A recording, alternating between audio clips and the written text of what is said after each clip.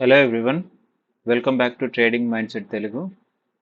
So నిన్న మనం అనుకున్నట్టుగానే ఈ లెవెల్ మీద ఓపెన్ అయింది, బట్ సస్టైన్ చేయలేకపోయింది.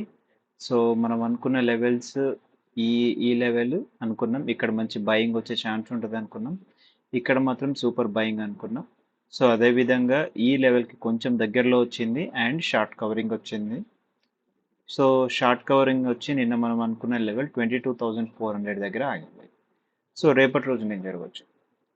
సో నార్మల్లీ ఇంత షార్ట్ కవరింగ్ వచ్చిన తర్వాత రేపటి రోజు ఓపెన్ నార్మల్గా పాజిటివ్లో ఓపెన్ అయినా కూడా అట్లీస్ట్ మళ్ళీ ఒకసారి ఈ లెవెల్ దగ్గరికి రావాలి.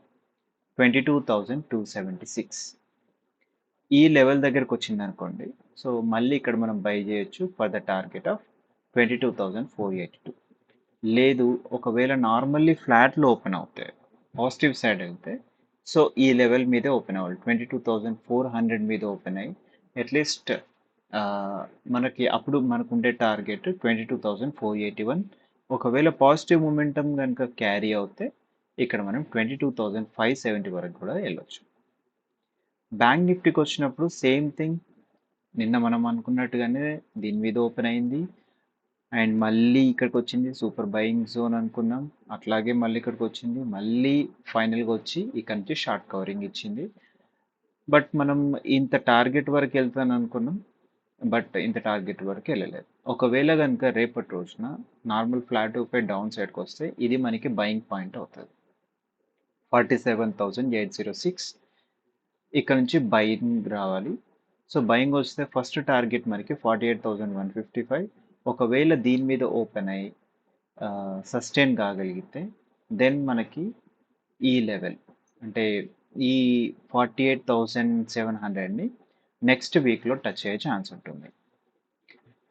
ఫినాన్స్కి వచ్చినప్పుడు సేమ్ థింగ్. ఫినాన్స్లో సో ఈ లెవెల్ మీద క్లోజ్ అయింది 21,402.